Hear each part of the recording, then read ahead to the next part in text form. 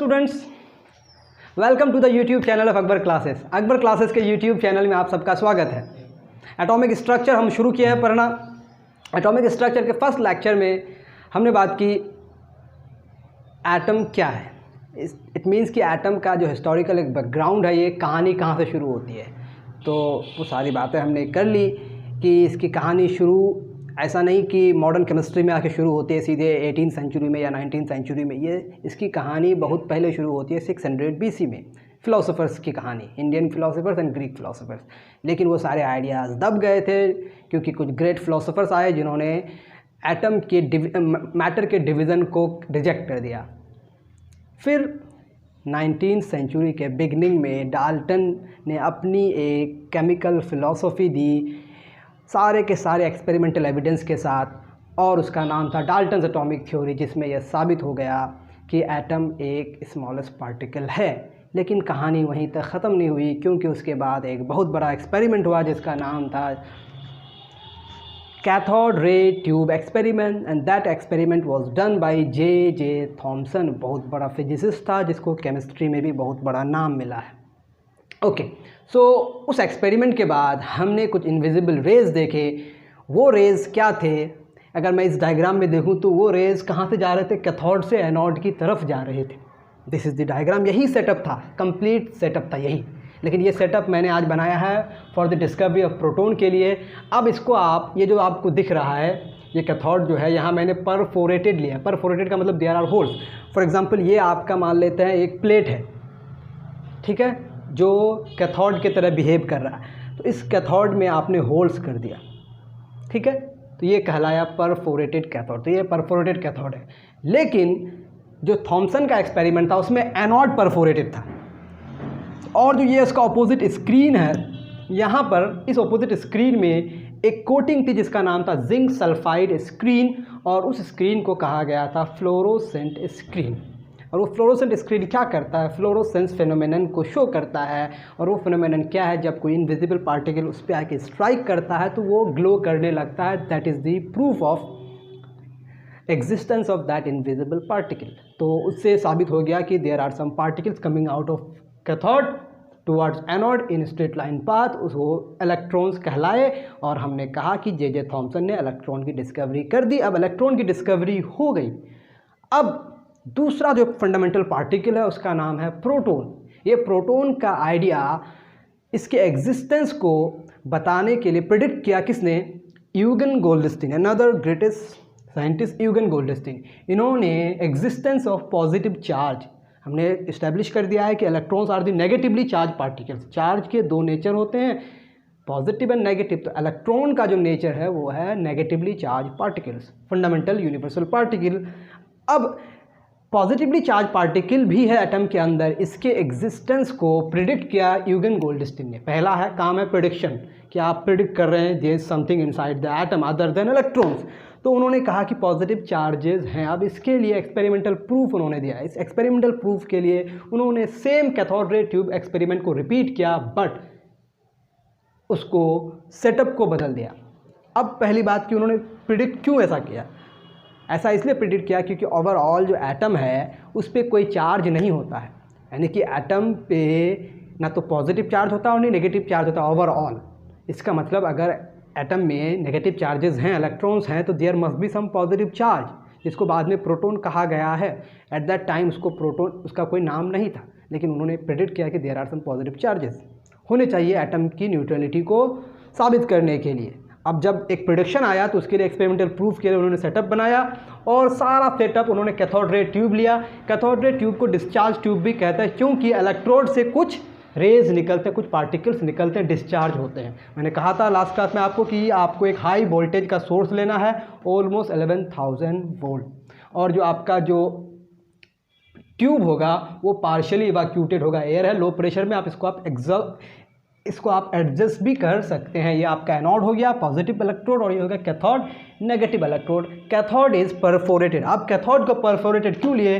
क्योंकि जब negative charge particles इधर से इधर जा रहे हैं तो पॉजिटिव चार्ज पार्टिकल इधर से इधर आएंगे, यही प्रेडिक्शन था। तो इसको उन्होंने परफोरेटेड किया, और इसके ऑपोजिट जो स्क्रीन है इसको उन्होंने कोट कर दिया जिंक सल्फाइड से। किससे? Zinc sulphide, zinc sulphide screen, जिसको आप कह सकते हैं फ्लोरोसेंट स्क्रीन। ठीक है, स्पेलिंग गलत हो तो आप इसको करेक्ट कर लें। ये क्या करेगा? ग्लो करेगा। तो हुआ क्या, जब स्विच को ऑन किया गया, when the switch is on, तो कुछ पार्टिकल्स यहाँ से निकले। ऑब्वियस है कि यहाँ आपको दिखेंगे नहीं, लेकिन हम यहाँ पर रिप्रेजेंट करें उसको। यहाँ से कुछ रेज निकले, ट्रेवल करते करते यहाँ वो ग्लो करने लगे। समझ आ रही बात? यहाँ पे आपको ग्लो दिखा, ब्राइट स्पॉट, मतलब पार्टिकल इधर से इधर आ रही है। परफोरेटेड होने का मतलब कि इस पार्टिकल को जाने के लिए अलाउ करेगा, और यह पार्टिकल्स कहलाए पॉजिटिवली चार्ज पार्टिकल्स। इन्हीं को यूगन गोल्डस्टीन ने इस एक्सपेरिमेंट में नाम दिया पॉजिटिवली चार्ज पार्टिकल, जिसको कैनल रेज भी कहा जाता है। तो इस एक्सपेरिमेंट के बाद रिजल्ट जो है उसको क्या दिखा, रिजल्ट में ऑब्जर्वेशन क्या हुआ, ऑब्जर्वेशन कुछ इस प्रकार था। सबसे पहली बात कि पॉजिटिवली चार्ज पार्टिकल को प्रेडिक्ट किसने किया? यूगन गोल्डस्टीन ने, और इसी ने उसको डिस्कवर भी किया। ऑब्जर्वेशन क्या था कि जब स्विच को ऑन किया गया तो particles are, that is radiations are coming from anode towards cathode. Radiations were coming out of anode towards cathode, anode से कैथोड की तरफ, जिसको कहा गया कैनल रेज। ठीक है, इसको सिंपली आप कह सकते हैं एनोड रेज, लेकिन एनोड रे उतना फेमस नाम नहीं जितना उसका नाम था कैनल रेज, एनोड रेज। ठीक है, तो anode rays that is canal rays का एग्जिस्टेंस प्रूफ हो गया, जो पॉजिटिवली चार्ज पार्टिकल्स था, इन्हीं को कहा गया। इसमें क्या है? पॉजिटिव चार्ज है। ये सारे मामला आपको समझ में आएगा जब एग्जिस्टेंस प्रूफ हो गया कि there are some positive charges हैं। ये जाहिर सी बात है, इधर से इधर अगर नेगेटिव चार्ज जा रहा है तो उसके अपोजिट डायरेक्शन में कौन आएगा? पॉजिटिव चार्ज, यानी कि इलेक्ट्रिसिटी का प्रोपगेशन हो रहा है। इलेक्ट्रिसिटी का, यही बाद में आप करंट इलेक्ट्रिसिटी में पढ़ेंगे कि इलेक्ट्रॉन जिधर जा रहा है उसके अपोजिट डायरेक्शन में इलेक्ट्रिसिटी का, इलेक्ट्रिक करंट का डायरेक्शन होता है। ये सारी बातें आप पढ़ेंगे फिजिक्स में। अभी मैं आपको एक बेसिक आइडिया दिया कि यूगन गोल्डस्टीन ने अपने प्रेडिक्शन को एक्सपेरिमेंटली कैसे साबित किया। तो इस तरह उन्होंने अपने प्रेडिक्शन को एक्सपेरिमेंटली साबित किया। अब जो अगला स्टेप आता है इन पार्टिकल्स की प्रॉपर्टीज़ को डिस्कस करना। उन्होंने सारे एक्सपेरिमेंट्स किए और अब सारे एक्सपेरिमेंट एक एक करके प्रॉपर्टीज़ के रिगार्डिंग जो एक्सपेरिमेंट्स है उसको हम डिस्कस नहीं करेंगे। हम बस बताएंगे कि इन कैनल रेज की प्रॉपर्टीज़ क्या क्या हैं, what are the properties of these canal rays, यानी कि ये प्रॉपर्टीज़ जो कैनल रेज की होंगी वही प्रॉपर्टीज़ पॉजिटिव चार्जेस की होंगी और वही प्रॉपर्टीज़ प्रोटॉन्स की होंगी। तो लेट्स राइट दोज प्रॉपर्टीज़। और उन प्रॉपर्टीज़ को किस तरह से उन्होंने प्रूव किया, उसके लिए बहुत सारे एक्सपेरिमेंट्स किए, बहुत सारे experiments.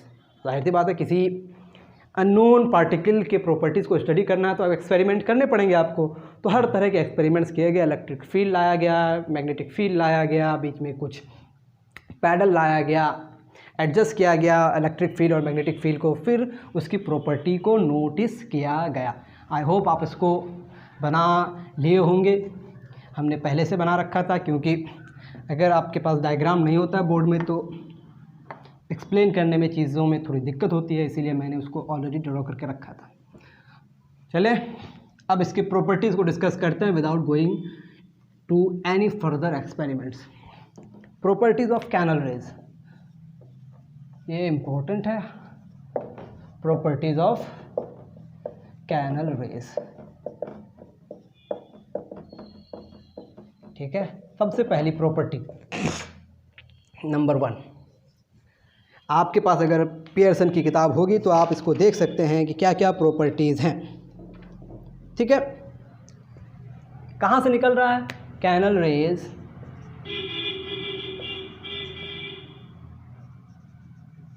were originating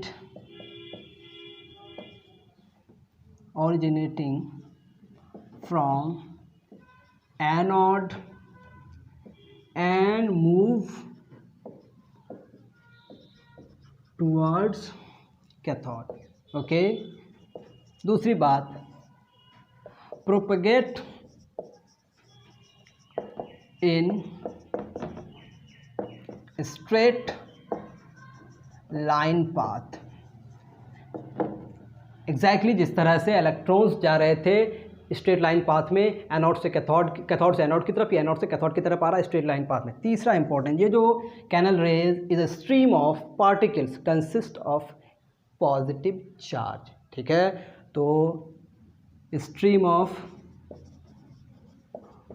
positively charge particles, stream of positively charged particles.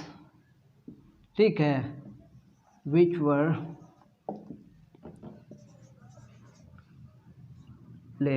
called as protons, जिसको बाद में प्रोटॉन्स कहा गया. ठीक है. And the fourth very property,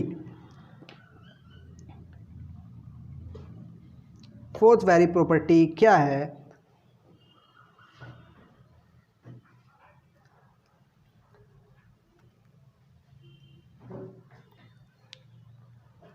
हाँ, ये बहुत ही इंपॉर्टेंट प्रॉपर्टी है. मैंने आपको कहा था कि जे थॉमसन ने जब electron that is negative charge particle that is cathode की प्रॉपर्टीज़ को स्टडी किया, तो उन्होंने स्पेसिफिक चार्ज का वैल्यू निकाला. स्पेसिफिक चार्ज क्या था? Specific charge is the ratio of the charge of the particle and its mass. Charge और मास का रेशियो निकाला. तो चार्ज और मास का रेशियो हमेशा उसे कांस्टेंट मिला. That was always constant.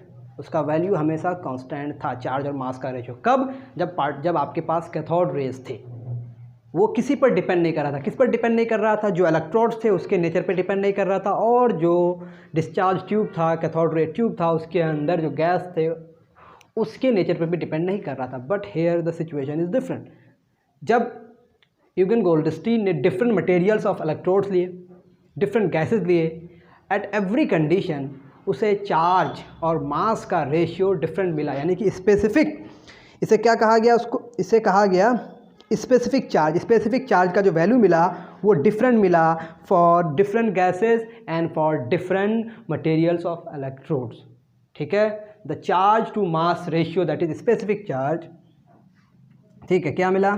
The charge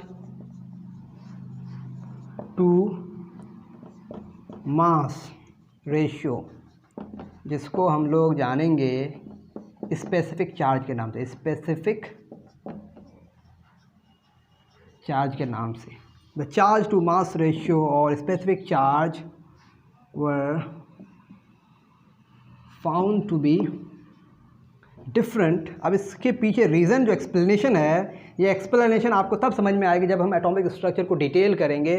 तब मैं वहाँ बताऊँगा कि क्यों ये डिफरेंट हुआ और वहाँ कांस्टेंट क्यों हुआ. अभी बस जान ले कि दोनों जगह अलग अलग बात हुई. जब कैथोड रेज थे तो वो कांस्टेंट था, but for anode rays that is canal rays ये डिफरेंट था. The charge to mass ratio were found to be different for different gases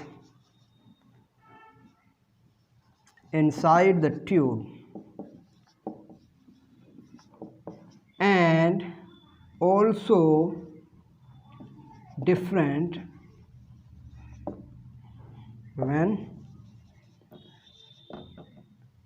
different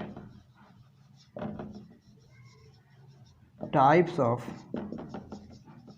electrodes were used. ठीक है, तो क्या हुआ एक्सपेरिमेंट में? डिफरेंट गैस को लिया गया गैस ट्यूब के अंदर, फिर डिफरेंट इलेक्ट्रोड्स को लिया गया, अलग अलग मटेरियल लिया गया, और हर कंडीशन में स्पेसिफिक चार्ज का वैल्यू बदल गया.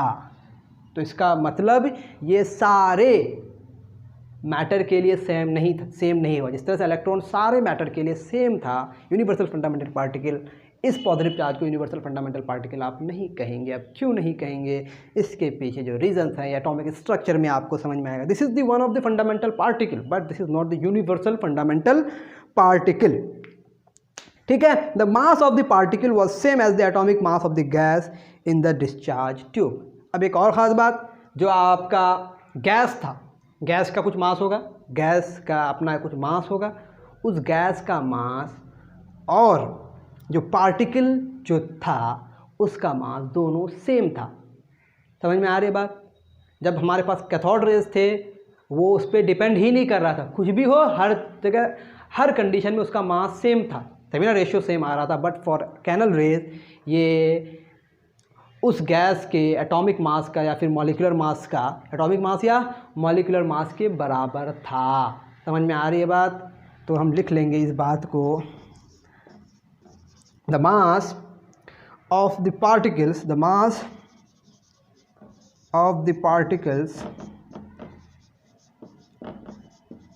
कौन से पार्टिकल्स? जो पार्टिकल्स आ रहे थे एनोड से कैथोड की तरफ, was same as the mass of the gas। Atomic mass लिखा गया है, atomic mass of the gas in the tube, discharge tube, क्योंकि डिस्चार्ज हो रहा है, चार्ज आ रहे हैं एक तरफ से दूसरी, एक जगह से दूसरी जगह, एक तरफ से एक इलेक्ट्रोड से दूसरे इलेक्ट्रोड की तरफ, इसलिए इसको डिस्चार्ज ट्यूब कहा भी गया, डिस्चार्ज ट्यूब भी कहा गया है। आई होप ये सारी प्रॉपर्टीज़ आपको समझ में आ रही होंगी कि ये एनोड से निकल रहा है, कैथोड की तरफ जा रहा है, स्ट्रेट लाइन पाथ में जा रहा है, ये पॉजिटिवली चार्ज पार्टिकल्स हैं और इसमें जो स्पेसिफिक चार्ज का रेशियो डिफरेंट गैस के लिए डिफरेंट मिला और डिफरेंट इलेक्ट्रोड्स के लिए डिफरेंट मिला। इसीलिए जो गैस था आपके पास, जो गैस था उसका एटॉमिक मास और उस पार्टिकल के एटॉमिक मास का रेशियो हमेशा, पार्टिकल का जो मास था वो उस गैस के एटॉमिक मास के बराबर मिला।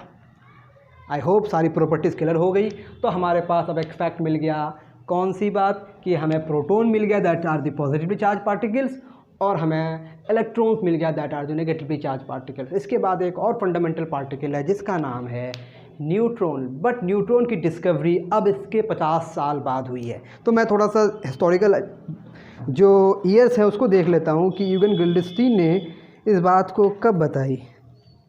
जे थॉमसन ने इस बात को 1878 या 1880 के आसपास, और उसके 1-2 साल बाद यूगन गोल्डस्टीन ने अपने आइडिया को प्रेडिक्ट किया और इसका एक्सपेरिमेंटल प्रूफ भी दे दिया। ओके, अब इसके बाद जब इलेक्ट्रॉन और प्रोटॉन की डिस्कवरी हो गई, अब हमारे पास, यानी कि हमारे पास नहीं, उस वक्त के जो साइंटिस्ट थे, जो केमिस्ट थे, उसके सामने एक चैलेंज आया कि ये जो पार्टिकल्स हैं ये अरेंज कैसे हैं।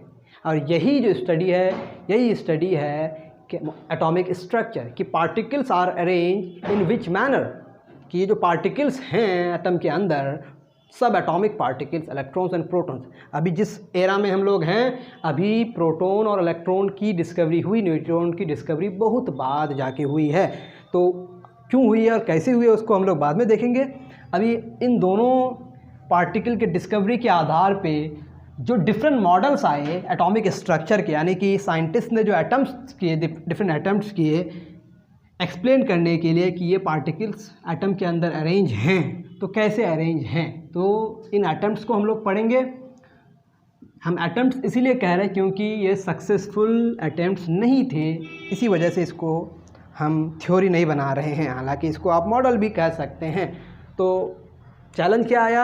How these particles are arrange and this arrangement is known as atomic structure. इसी को आप एटॉमिक स्ट्रक्चर बोलेंगे। इससे पहले जो बातें थी ये एटॉमिक स्ट्रक्चर का हिस्सा नहीं, अब एटॉमिक स्ट्रक्चर की सही स्टडी आपके सामने आ रही है। यानी कि हम क्या पढ़ेंगे? Atoms, different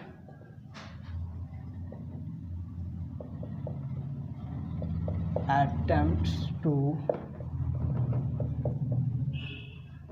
explain the structure of atom।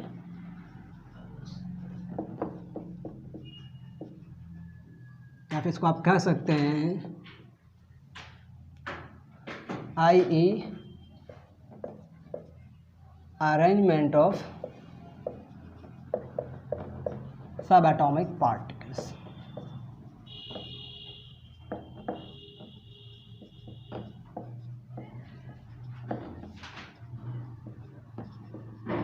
Okay, हम लोग पढ़ेंगे different atomic models, atomic models. तो इसमें सबसे पहला नाम जो आता है वो आता है जे थॉमसन का, जे थॉमसन। सबसे पहला मॉडल जे थॉमसन ने दिया, उसके बाद दूसरा मॉडल दिया रदरफोर्ड ने, तीसरा मॉडल दिया बोर ने, उसके बाद चौथा मॉडल जो है, इसमें बहुत सारे नाम हैं, जिसको कहा जाता है क्वांटम मैकेनिकल मॉडल। और ये मॉडल आज हमारे पास मॉडर्न युग में यही मॉडल है, क्वांटम मैकेनिकल मॉडल। बस हम लोग सारे के सारे को थॉमसन के मॉडल को पढ़ेंगे, रदरफोर्ड को पढ़ेंगे, बोर को पढ़ेंगे। बोर के मॉडल का इंट्रोडक्शन लेंगे, बहुत ही उसका जो एक्सट्रैक्ट वर्जन है वो लेंगे, डिटेल नहीं देंगे। इन दोनों का हम लोग डिटेल वर्जन पढ़ेंगे। तो आज हम लोग बात करेंगे Thomson atomic model. So let's start with Thomson atomic model. Thomson atomic model, J Thomson जो जिन्होंने इलेक्ट्रॉन की डिस्कवरी की, उन्होंने सबसे पहला अटेम्प्ट किया, और जिसको कहा गया थॉमसन्स एटॉमिक मॉडल। अब थॉमसन ने क्या कहा? थॉमसन ने कहा कि आपका जो एटम है, दिस मस्ट बी स्फेरिकल। एक एटम क्या है? स्फेरिकल है। एक एटम क्या है? स्फेरिकल है। ओके, एन एटम जो यानी कि एटम का जो बाहर से उन्होंने शेप बताया। पहली बात आप जान लें कि एक एटम को आप देख नहीं सकते हैं, आपको चाहिए electronic microscope to see an atom. ठीक है, थॉमसन ने अपने एटॉमिक मॉडल में क्या बताया कि एक एक एटम का जो शेप है वो किस शेप का है? स्फेरिकल। सबसे पहली बात थॉमसन ने अपना मॉडल दिया कब? 1903 में। ये जान लें कि कितना गैप है, 20 साल बाद ऑलमोस्ट, या फिर 10 साल बाद, क्योंकि 1880 में सबसे पहला इलेक्ट्रॉन की डिस्कवरी हुई, उसके बाद 90 के आसपास प्रोटॉन की डिस्कवरी हुई, तब फिर ये थॉमसन एटॉमिक मॉडल आया। क्योंकि जब पार्टिकल डिस्कवर हो गए तो उसके अरेंजमेंट को एक्सप्लेन करना था। सबसे पहली बात कि शेप के बारे में, N atom is spherical, an atom is spherical in shape, यानी कि एक एटम कैसा होता है? स्फेरिकल होता है, सबसे पहली बात। ठीक है, दूसरी बात जो दूसरी इंपॉर्टेंट बात थी वो क्या थी कि उस स्फेयर में अब है क्या? उस स्फेयर में पॉजिटिव चार्ज फैले हुए हैं यूनिफॉर्मली। क्या कहा उन्होंने कि जो एटम स्फेरिकल है तो इस स्फेयर में है क्या? इस स्फेयर में है एक्चुअली पॉजिटिव चार्ज। तो N atom is an spherical shape of positive charge. समझ में आई बात? आप क्या कर सकते हैं? तो the positive charges that is protons, the positive charges that is protons of an atom is distributed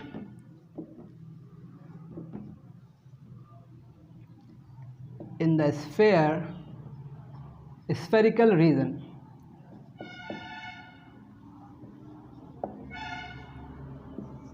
in which electrons are embedded, मतलब धंसा हुआ, embedded। अब आप फॉर एग्जांपल आप मान लेते हैं, इसको आप रिजेंबल कर सकते हैं तरबूज से। तरबूज के बाहर के शेप को हटा दें, उसका जो रेड पोर्शन है उसको देखें आप, उस रेड पोर्शन को पूरे को मान लें कि वो पॉजिटिव चार्जेस हैं, और उसमें जो उसके सीड्स हैं उसको आप मान लें इलेक्ट्रॉन्स। तो इसीलिए इस मॉडल को कहा जाता है वाटरमेलन मॉडल। वाटरमेलन मॉडल भी कहा जाता है। This is also known as watermelon model. क्यों? क्योंकि वाटरमेलन से ये रिजेंबल करता है, और वैसे कि उतना बड़ा नहीं है। तो क्या हुआ? An atom is positively charge sphere, an atom is positively charge sphere, the positive charge of an atom is distributed in an spherical region. Sorry, यहाँ आप लिख लें स्फेरिकल रीजन, एक स्फेरिकल जगह में, जहाँ पे इसको आप सिंपली कह सकते हैं an atom is positively charge sphere in which electrons are embedded. कहाँ है पता नहीं, लेकिन कहीं कहीं है। ये दूसरा स्टेटमेंट था। ओके, हालांकि ये बहुत बड़ा मिस्टेक था, लेकिन अभी हम लोग इसको कंसीडर कर रहे हैं क्योंकि हम उसकी बात को पढ़ रहे हैं। क्या गलत है क्या सही है उसको नहीं पढ़। तीसरी बात जो बहुत इंपॉर्टेंट, हालांकि 2 ही बात मेन थी, ये हम एक्स्ट्रा लिख चुके हैं कि स्फेरिकल शेप होता है। आप इसको सिंपली ऐसे लिख सकते थे, एनाटम क्या बोल सकते हैं, an atom is positively charge sphere in which electrons are embedded, ऐसे भी आप लिख सकते हैं। चलो मैं बाद में उसको बता दूंगा, आप लिख लेंगे। तीसरा जो स्टेटमेंट था वो क्या था कि आप एक वेल एस्टेब्लिश फैक्ट ये थी कि हर एक एटम इलेक्ट्रिकली न्यूट्रल है, मतलब there is no charge, neither positive nor negative, मतलब जितना पॉजिटिव चार्ज है उतना नेगेटिव चार्ज होना पड़ेगा। अब पॉजिटिव चार्ज का वैल्यू बड़ा है कि नेगेटिव चार्ज का वैल्यू बड़ा है, तो उन्होंने ये भी कहा कि जितना पॉजिटिव चार्ज का वैल्यू होता है उतना ही नेगेटिव चार्ज का भी वैल्यू होता है, यानी कि इलेक्ट्रॉन पे जितना चार्ज है प्रोटॉन पर भी उतना ही चार्ज है, पहली बात ये। और उसमें जोड़ा क्या कि जितने पॉजिटिव चार्ज होते हैं, जितने इलेक्ट्रॉन्स होते हैं किसी एटम में, उतने ही न्यूट्रॉन्स भी होते हैं। समझ में आया बात? तो क्या कहा उन्होंने तीसरा statement, the magnitude of charge on an electron and on a proton is exactly same but opposite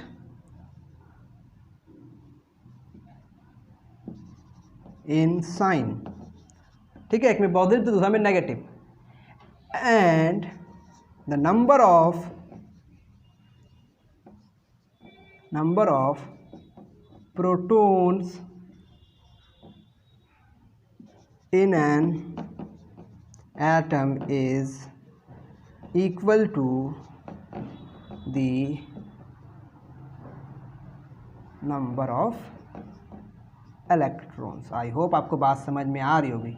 पहली बात कि जितना पॉजिटिव चार्ज का वैल्यू है उतना ही नेगेटिव चार्ज का भी वैल्यू है, दोनों का मैग्नीट्यूड सेम है इलेक्ट्रॉन और प्रोटॉन का, और जितना इलेक्ट्रॉन है उतना ही प्रोटॉन है, तो जितना इलेक्ट्रॉन उतना प्रोटॉन, दोनों चार्ज एक दूसरे को बैलेंस कर देगा।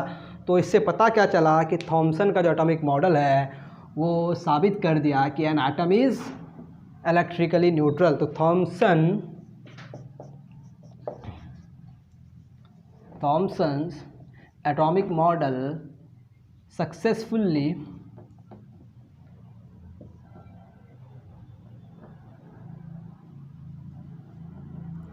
explained the electrical neutrality of an atom।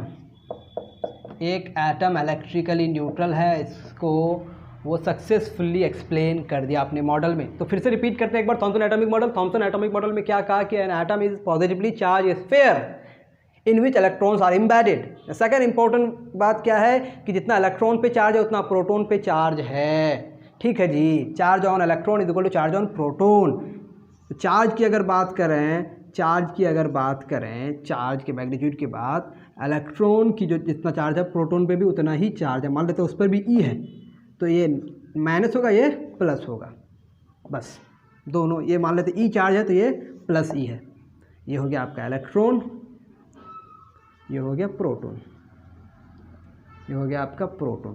तो एक एटम में, इन एन एटम क्या कह सकते हैं, number of electrons is equal to number of protons.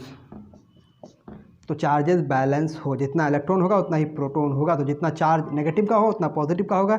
इसीलिए टोटल जो चार्ज होगा, total charge on an atom जो होगा वो ज़ीरो होगा। इसीलिए एक एटम क्या इलेक्ट्रिकली न्यूट्रल है। आई होप सारे बातें क्लियर हो गई होंगी आपको। अब नेक्स्ट क्लास में हम लोग पढ़ेंगे कि थॉमसन का एटॉमिक मॉडल जो है इतना कुछ कहने के बावजूद फेल क्यों हो गया, इसमें क्या कमी रह गई, फिर हम डिस्कस करेंगे। उसके बाद जो रदरफोर्ड ने एक बहुत बड़ा और बहुत ही इम्पोर्टेंट मॉडल दिया, उस मॉडल को डिस्कस करेंगे। आज के लिए इतना ही, दीजिए इजाज़त। Thank you very much. Have a nice day.